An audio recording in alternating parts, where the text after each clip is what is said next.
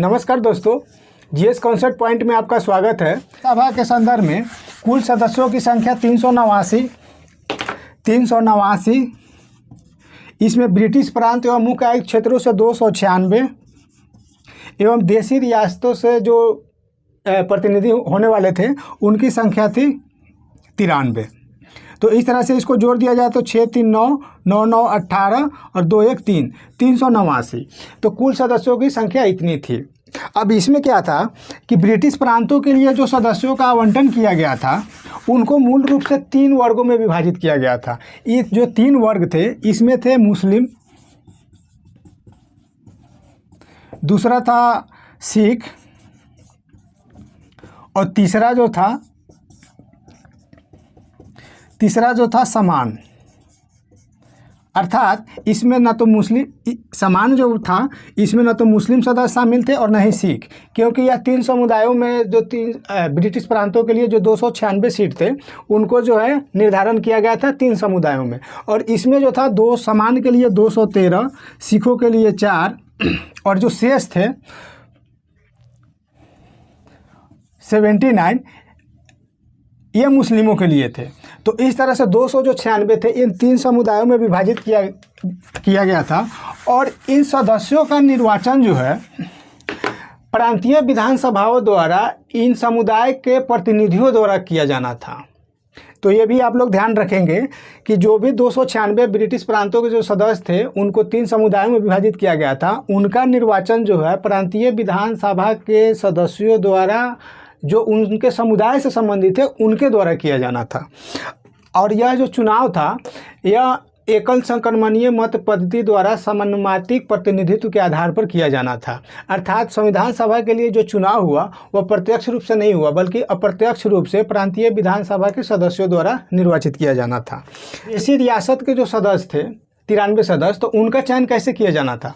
तो देशी रियासतों का चयन एक परामर्श समिति के द्वारा किया जाना था। यह परामर्श समिति जो था एक देशी रियासत के द्वारा गठित होना था और दूसरा संविधान सभा में जो निर्वाचित होते थे उनके द्वारा गठित। अर्थात ये दोनों के विचार विमर्श से देशी रियासत से जो प्रतिनिधि आते थे उनका चयन किया जाना था। तो इस आधार पर जो है संविधान सभा के गठन के संदर्भ में जो भी प्रमुख प्रावधान थे यह कैबिनेट मिशन योजना के तहत सुझाए गए थे। और इसी के आधार पर कैबिनेट मिशन योजना के सुझाए गए सिफारिश के तहत ही संविधान सभा के लिए चुनाव हुआ। और संविधान सभा के चुनाव जो है जुलाई अगस्त 1946 में हुआ। और यह चुनाव किस आधार पर हुआ? अप्रत्यक्ष तरीके से हुआ। तो यह परीक्षा में पूछा जाता है कि भारतीय संविधान सभा के सदस्यों का चुनाव किस तरीके से हुआ था, प्रत्यक्ष रूप से हुआ था, अप्रत्यक्ष रूप से हुआ था। तो आप लोग ध्यान रखेंगे कि यह अप्रत्यक्ष रूप से हुआ था, क्योंकि इनका निर्वाचन जो है प्रांतीय विधानसभा के सदस्यों द्वारा किया गया था। और यह प्रांतीय विधानसभा का गठन कब हुआ था? 1935 के तहत 11 प्रांत थे। तो इन 11 प्रांतों में अगर देखा जाए तो 11 प्रांतों में जो प्रांत शामिल थे उसमें बिहार, बंगाल, उड़ीसा, बम्बई, मद्रास, संयुक्त प्रांत, मध्य प्रांत, असम, पंजाब, सिंध एवं उत्तर पश्चिमी सीमा प्रांत। अर्थात ये जो थे यह 11 ब्रिटिश प्रांत थे। और जो 4 मुख्य आयुक्त क्षेत्र था उसके बारे में आप लोगों को हम बता दिए थे, जिसमें दिल्ली, अजमेर और मरवाड़, कुर्ग एवं ब्रिटिश बलूचिस्तान। तो इस संदर्भ में जो जितने भी सदस्य थे ये इन प्रांतों से आते थे। अब संविधान सभा के लिए क्या हुआ कि संविधान सभा के बारे में हम लोग जानेंगे कि यह संविधान सभा का जो निर्वाचन हुआ उसमें किनको कितने सीटें मिली। तो संविधान सभा के निर्वाचन के पश्चात जो है कांग्रेस को 208 सीटें मिली, मुस्लिम लीग या कांग्रेस को 208 सीटें मिली, मुस्लिम लीग को 73 सीटें एवं शेष जो सीटें थी 15 सीटें में 8 जो सीटें थी वो निर्दलीय जीते थे। अर्थात ये इंडिपेंडेंट थे, स्वतंत्र थे, एवं 7 जो सदस्य थे वो छोटे छोटे समूह या राजनीतिक दल थे या पार्टी के थे। जैसे मान लीजिए यूनियनिस्ट,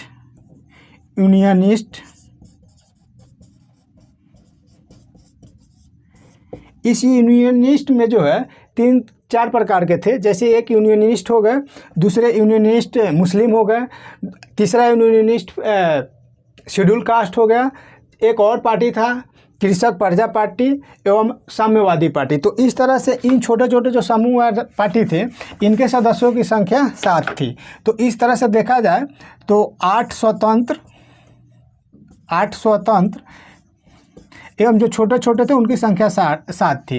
तो इस तरह से 296 सीटों के लिए जो चुनाव हुए थे उनमें से 208 सीट कांग्रेस को, मुस्लिम लीग को 73 एवं स्वतंत्र तो थे उनकी संख्या 8 थी एवं अन्य जो छोटे समूह थे उनकी संख्या 7 थी। अब हम देखेंगे जो संविधान सभा का जब गठन हुआ और इन सदस्यों का चुनाव हुआ तो संविधान सभा का स्वरूप के बारे में जानेंगे। यह जान लेना जरूरी है कि संविधान सभा का स्वरूप क्या था। तो संविधान सभा का स्वरूप देखेंगे तो यह एक बहुदलीय एवं बहुसमुदायिक था। अर्थात इसमें केवल यह पूछा जाए या पूछा भी गया है पीसीएस में कि संविधान सभा कैसी निकाय थी, बहुदलीय थी, एक दलीय थी। तो बहुत लोगों को दिमाग में ये रहता है कि कांग्रेस का ही प्रभुत्व था, क्योंकि यह आलोचना के तौर पे बोला जाता है क्योंकि इसका अधिकांश सदस्य कांग्रेस के ही थे। तो इसमें कहा जाता है कि यह केवल एक दलीय प्रभुत्व था, लेकिन ऐसा हम लोग नहीं कहेंगे क्योंकि इसमें बहुत सारे दलों के प्रतिनिधि थे जैसे कांग्रेस के थे। हाँ, ये जरूर था कि कांग्रेस के प्रतिनिधि अधिकांश थे, लेकिन यह एक बहुदलीय निकाय था और इसमें सभी समुदाय के सदस्यों का भी प्रतिनिधित्व था। जैसे हम देखेंगे पीएच मोदी जो थे, पीएच मोदी ये पारसी थे और एक तो थे फ्रैंक